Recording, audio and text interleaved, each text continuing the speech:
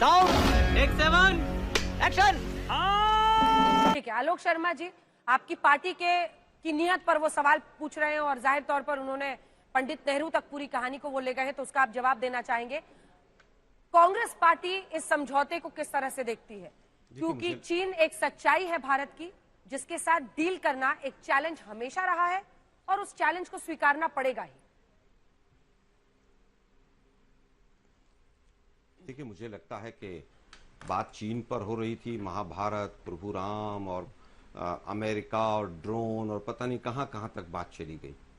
मुझे लगता है मुद्दे पर बात होनी चाहिए। आज जो बात हो रही है, चाइना के साथ एग्रीमेंट हो गया है, डिसएंगेजमेंट का हो गया है, ये बताता है कि किस तरह से इस सरकार ने झूठ और कंप्लीटली एक फेल विदेश नीति को चलाया है। आज देश के सामने ये चीज क्लियर हो गई है कि 20 जून 2020 को मोदी जी ने देश के सामने झूठ बोला था। सही पकड़े हैं। 20 जून के सामने 19 जून को जो बोला गया था वो पूरी तरह से झूठ था, और अगर वो झूठ नहीं था तो आज ये एग्रीमेंट क्यों हो रहा है, 21 दौर की बातचीत क्यों हो रही है? और अगर उसके बाद भी देखें हम तो 3 बार इनके साथ एग्रीमेंट की बात और पूरी चेस्ट थंपिंग जिस तरह के बीजेपी के प्रवक्ता अभी कर रहे थे, इसी तरह की हुई है। 2017 में ब्रिक्स से पहले डोकलाम के ऊपर पूरी बीजेपी ने चेस्ट थंपिंग की कि पता नहीं क्या हो गया है। उसके बाद डोकलाम का हुआ क्यों? क्योंकि ब्रिक्स समिट था 2017 में। एससीओ समिट से पहले गलवान पर 2022 में हमने पता नहीं क्या कर दिया, और अब एलएसी के ऊपर क्योंकि ब्रिक्स सम्मेलन दोबारा से 2024 में कजान में है, तो ये कहीं ना कहीं ये बताता है कि विदेश नीति भी मोदी जी के विदेश के दौरों से ही जुड़ी हुई है, अपने हितों से नहीं। तुम्हें शर्म है? कुछ शर्म आया है? दुर्भाग्य ये है कि जब से ये लोग आए हैं, आज भी कहा जा रहा है कि रोड मैप तैयार करेंगे। क्या क्या हुआ है अभी देश को नहीं पता है। कहां कहां से कौन कौन से पेट्रोलिंग पॉइंट से हटेंगे नहीं हटेंगे अभी तक नहीं पता है। मोदी जी ने पहले भी शहादत का अपमान किया था और संसद पे चर्चा करने से सरकार भाग गई थी। तमाम आवाजों को दबाया गया था, चाहे वो लद्दाख की कॉर्पोरेटर रही हो जिसने साफ तौर पर कहा कि हमारे जो ग्रेजिंग एरियाज हैं उनको चाइना ने कब्जा लिया है, चाहे वो तापिर गांव सांसद रहे हो जिन्होंने संसद के अंदर खड़े होकर जिस तरह से सरकार की पोल खोली थी। इनका एक मॉडल है, डिनाई कीजिए कि हुआ ही नहीं है कुछ भी साहब, फिर उसको डिस्ट्रैक्ट कीजिए कि ऐसा था, कांग्रेस ऐसी थी, पंडित नेहरू ऐसे थे। भाई 1962 में लड़ाई लड़ी, हम हार गए। हारे तो तभी ना चाइना ने कब्जाया, हमने ऐसा तो नहीं कि चाइना को जाकर दे दी थी लैंड। यही नहीं, अभी और सुनिए। लड़ाई हुई, युद्ध हुआ, उसने हमारे साथ धोखा किया। फिर उसके बाद तीसरा आता है, डिस्ट्रैक्ट करने के बाद झूठ बोलो, उसके बाद झूठ बोलना शुरू कर दो, डिफेंस की वेबसाइट से हटा दो, चाइना में जो हमारे एम्बेसडर हैं उनकी स्टेटमेंट को हटा दो, उनके ट्वीट को, डिफेंस मिनिस्टर के राजनाथ जी के ट्वीट को हटा दो, फिर उसको जस्टिफाई करने बैठ जाओ।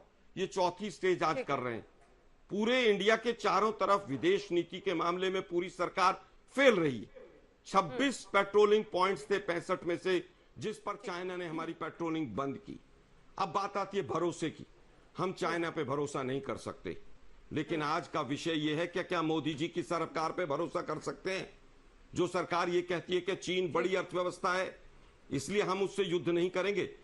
क्या मोदी जी की विदेश नीति पर, क्या मोदी जी के शब्दों पर देश भरोसा कर सकता है? आज विषय ये मैं लौट रही हूँ आपके पास। अब जितने एक्सपर्ट्स हैं उसके बाद शहजाद जी मैं आपके पास आऊंगी। शहजाद जी आप बने रहिए हमारे साथ। ब्रह्म चेलानी जी, आपकी क्या राय? आपने दोनों राजनीतिक पार्टियों को आपने सुन लिया है, लेकिन ब्रह्म चेलानी साहब मत भूलो कि भक्ति और पागलपन में अधिक अंतर नहीं होता। सांसारिक दृष्टि से देखो तो भक्त पागल ही जैसा दिखाई देता है। जनरल मलिक, बहुत स्वागत आपका आज तक पर।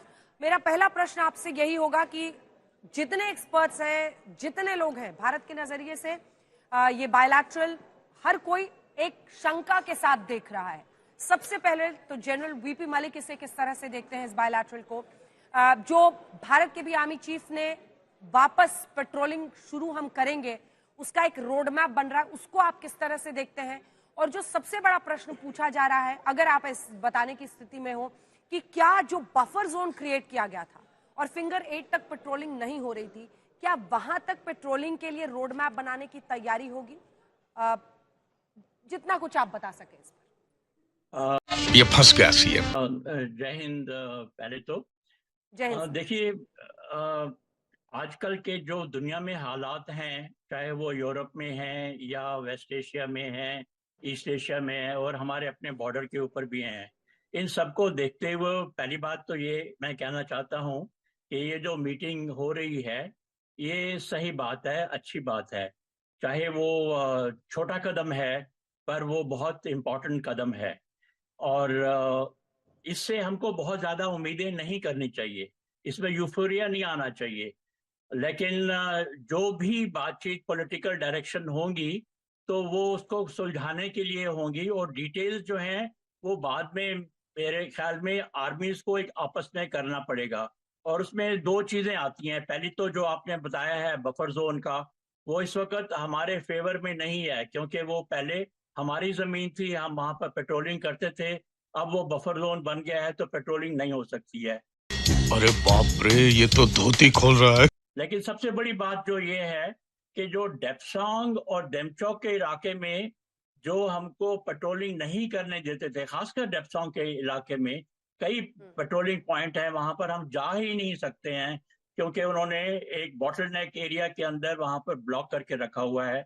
तो मैं ये उम्मीद करता हूं कि वो वहां से हटेंगे और ताकि हम जो पुराने पेट्रोलिंग पॉइंट हैं 10, 11, 12, 13 इन जगह पर हम फिर पेट्रोलिंग कर सकें। और जो हमारे ग्रेजियर्स हैं, जो हमारे ग्रेजियर्स हैं वो पुरानी ग्रेजिंग ग्राउंड के ऊपर जा सके, गडरिया। उनको भी अभी तकलीफ है, वो नहीं जा पाते हैं। तो ये एक छोटा कदम है और बड़ी जनरली इसमें स्टेटमेंट मिलेगी, लेकिन इसके ऊपर बहुत आगे काम करने की जरूरत पड़ेगी। करवाली बेइज्जती। अब सेना के नजरिए से भी अगला प्रश्न है और उस प्रश्न में एक हिस्सा राजनीतिक भी है। सेना के नजरिए से क्या कुछ बातचीत को आगे रोड मैप बनता हुआ आप देख रहे हैं? किस तरह से एक्ट करना चाहिए आर्मी को अगर ये रोड मैप बनाना है तो? क्योंकि 21 बार कोर कमांडर स्तर की बैठकें हो चुकी हैं सर पेट्रोलिंग रिज्यूम करने के लिए। दूसरा प्रश्न, राजनीतिक रूप से मौजूदा डिस्पेंसेशन को बार बार इस मुद्दे पर घेरा जा रहा है। जो परिस्थिति वहां पर बनी, चाहे वो पोस्ट गलवान हो या फिर पोस्ट डोकलाम हो, उस पर आप क्या कहेंगे? दो प्रश्न। देखिए, पहली बात तो ये है कि आजकल के ये जो हालात हैं इसमें हमारे मल्टी डोमेन डिसीजन होते हैं।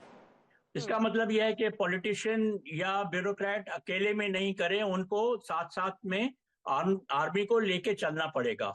और मैं उम्मीद करता हूं कि जो अभी डिसीजन लिया है, अभी तक जो लिया है, जिसके बारे में हमारे फॉरेन मिनिस्टर भी कह चुके हैं और फॉरेन सेक्रेटरी भी कह चुके हैं, मैं उम्मीद करता हूं कि उसके बीच में आर्मी शामिल होगी। अगर नहीं हुई है तो आगे ऐसे डिसीजन लेने से पहले आर्मी को कंसल्ट करना बहुत जरूरी है। सही पकड़े हैं। और अगर हम उनको कंसल्ट नहीं करेंगे तो आर्मी की अपनी बातचीत जो है बाद में जो होती है तो उसका कोई फायदा नहीं होगा, वो आगे नहीं चल पाएगी। तो मैं समझता हूँ सबसे बड़ी बात यह है कि जब डिसीजन लिया जाए पॉलिटिकल लेवल के ऊपर या ब्यूरोक्रेटिक लेवल के ऊपर, उसके बीच में जो इनपुट्स हैं आर्मी की और उनसे कंसल्टेशन पहले हो जाना चाहिए। चीन की जो मीडिया, एक आखिरी प्रश्न है सर आपसे, वहां पर रूस के रोल को लेकर बहुत माहौल बनाया जा रहा है कि रूस पीस मेकर प्ले कर रहा है। रूस के ही बेहस पर इस ट्रॉयका को, जिसमें आरआईसी जिसे कहते हैं, रशिया, इंडिया, चाइना, इसको ताकतवर बनाने की कोशिश है, क्योंकि अगर उनको एक बहुत बड़ा लिवरेज पॉइंट चाहिए विश्व में, इस धुरी में अमेरिका को काउंटर करने के लिए, तो रूस की बहुत बड़ी भूमिका है। रूस इसे फ्यूल कर रहा है। पीएम मोदी का ये रूस को गिफ्ट है क्योंकि जो जितने भी प्लानिंग्स इन तीन देशों के बीच में है वो सब ठप पड़ जा रहा है भारत और चीन के बीच के तनाव की वजह से। इस पर आपका क्या रिएक्शन होगा? वाह बेटा, लगता है तुम गू खा के ही मानोगे। देखिए, इसमें कोई शक नहीं है कि रूस का इसमें बड़ा रोल है और इसमें कोई शक नहीं है कि रूस की वजह से ही ये मीटिंग हो पाई है जो अभी आज हुई है। और रूस नहीं चाहेगा कि हमारे और चीन के बीच में टेंशन हो। ये बड़ी अच्छी बात कही आप। वरिष्ठ पत्रकार के तौर पर हमारे साथ जुड़ी हुई हैं वीनस उपाध्याय, जल्दी से एक कमेंट आपसे। I think it shows a confident standing from India's point of view। आज के मल्टीपोलर वर्ल्ड में जो कि मैसेज बार बार हम दे रहे हैं ये कोई एब्सोल्यूट सॉल्यूशन नहीं है to the border problem. It's about diplomacy. The talks are, the talks are diplomatic talks. So I think it's a positive step forward. SCO से आने के बाद जयशंकर जी ने एक मैसेज दिया था और उन्होंने बोला था कि इंडिया चाइना, ये मंडे को मैसेज दिया था उन्होंने एक समिट पे, उन्होंने बोला था कि इंडिया चाइना का जो रिलेशन है एक पॉजिटिव डायरेक्शन में जा रहा है और उन्होंने बोला था कि we are rising, they are rising, we are also rising. तो आई थिंक ये जो इक्वल फुटिंग की एक इक्वेशन है, वो इक्वल फुटिंग की एक इक्वेशन इसमें उभर के आ रही है. मेरे अनुसार ये सबसे महत्वपूर्ण बात है, ये जो मैसेजेस ब्रिक्स से आ रहे हैं उसके पीछे. खत्म, bye bye, tata, goodbye, गया.